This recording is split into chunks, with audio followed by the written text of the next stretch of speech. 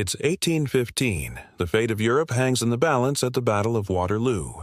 Cannons roar, soldiers charge, and one man, Nathan Rothschild, is watching. Not from the battlefield, but from the sidelines, waiting for a signal that will change the world of finance forever. This isn't just a history lesson. It's the origin story of a dynasty that has fascinated and mystified people for over 2 centuries. The Rothschilds. The name itself sounds like money, power, and secrets, but how did they get there? Let's rewind. It all starts in the late 18th century, in the cramped Jewish ghetto of Frankfurt, Germany. A man named Mayer Amschel Rothschild, a dealer in rare coins and antiques, has a brilliant idea. Instead of keeping his business small, he teaches his 5 sons everything he knows and sends them out to the 5 most important financial capitals of Europe: Frankfurt, Vienna, London, Naples, and Paris. This wasn't just a family business, it was a multinational corporation before the term even existed.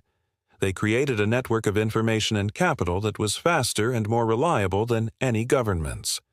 Their motto was Concordia, Integritas, Industria, harmony, integrity, industry, and they lived it. The brothers communicated constantly, using couriers and coded messages. This private intelligence network gave them an incredible edge. They knew about political shifts, market changes, and the outcomes of wars before anyone else. Which brings us back to Waterloo. The popular legend goes like this. Nathan Rothschild, stationed in London, receives news of Napoleon's defeat hours, even a full day, before the official government courier arrives. How? Some say carrier pigeons, others say a secret boat. The method isn't as important as what he did next. He walked onto the floor of the London Stock Exchange and started selling. Everyone watched him. If the great Rothschild was selling, it must mean Napoleon had won, and British bonds were about to be worthless.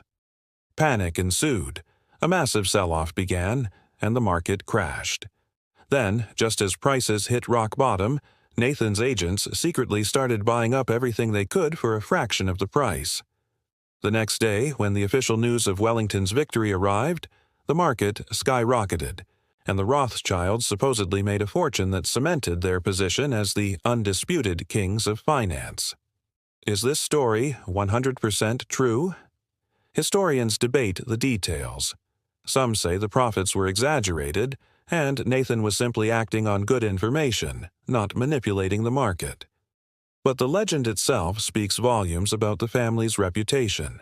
They were seen as being smarter, faster, and always one step ahead of everyone else. This event was a turning point. Throughout the 19th century, the Rothschilds became the personal bankers to kings, queens, and governments. They financed wars, often on both sides, funded massive infrastructure projects like the Suez Canal, and the development of railways across Europe and Russia. They didn't just move money, they moved history. When Brazil needed to become independent from Portugal, they brokered the deal. When Britain needed to secure control of the Suez Canal, a vital trade artery, they provided the £4 million needed in a matter of hours. The British Prime Minister at the time said there was only one firm that could pull that off: Rothschild.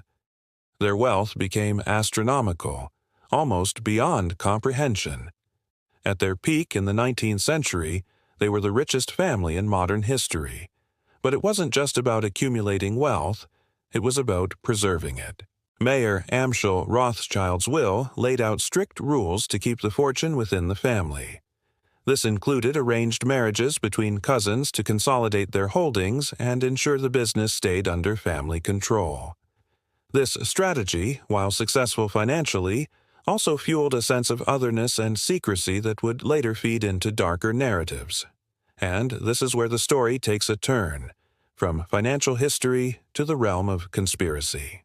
Because of their immense wealth, their secrecy, and their Jewish heritage, the Rothschilds became a target for anti-Semitic propaganda and wild theories.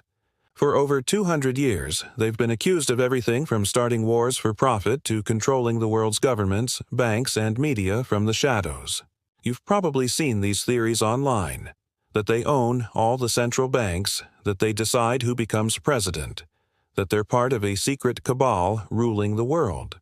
Let's be clear, these are conspiracy theories, often rooted in centuries-old anti-Semitic tropes that blame Jewish people for global problems. The reality is far more complex. While the family was undeniably powerful, their influence has waned significantly since their 19th century peak. The world of finance changed. The rise of publicly traded corporations and massive investment banks in the United States diluted the power of family-owned firms. The two world wars also took a heavy toll on their European fortunes. The Austrian branch of the family had their assets seized by the Nazis, and the rise of communism in Eastern Europe wiped out other holdings. So, do the Rothschilds still own the banks today? The simple answer is no. They do not own the U.S. Federal Reserve or the Bank of England. These are public or quasi-public institutions. The family's wealth is now spread across many descendants and various business ventures. The Rothschild Group, their flagship financial advisory firm, is highly respected, but it's just one player among many giants like Goldman Sachs and J.P. Morgan. Their total family wealth is estimated in the billions, which is immense, but it's dwarfed by modern tech billionaires like Elon Musk or Jeff Bezos. What endures is the power of their name and their story. The Rothschilds pioneered global finance. They showed the world the power of information, diversification, and family unity. Their strategy of placing sons in key locations is basically the blueprint for every multinational corporation today. They created a dynasty built on trust and a shared vision that lasted for generations. The conspiracy theories persist because they offer a simple, albeit false, explanation for a complicated world. It's easier to believe a secret family is pulling the strings than to grapple with the complex, often chaotic forces of economics and politics. The Rothschild story gets caught in the middle. A fascinating history of ambition and genius on one side, and a dark magnet for prejudice and misinformation on the other. So, the next time you hear the name Rothschild, remember the real story. It's not about secret world domination. It's about a man from a Frankfurt ghetto who taught his 5 sons to think globally, to trust each other, and to build an empire of finance that the world had never seen before. A family that outsmarted emperors and kings, not with magic, but with intelligence, ambition, and an unparalleled network of information. Their legend is a powerful reminder of how wealth is created, how dynasties are built, and how history can be twisted into myth. Thanks so much for watching. What part of the Rothschild story fascinates you the most? Let me know in the comments below. And if you enjoyed this dive into history and finance, don't forget to hit that like button and subscribe for more stories that explain our world. See you in the next video.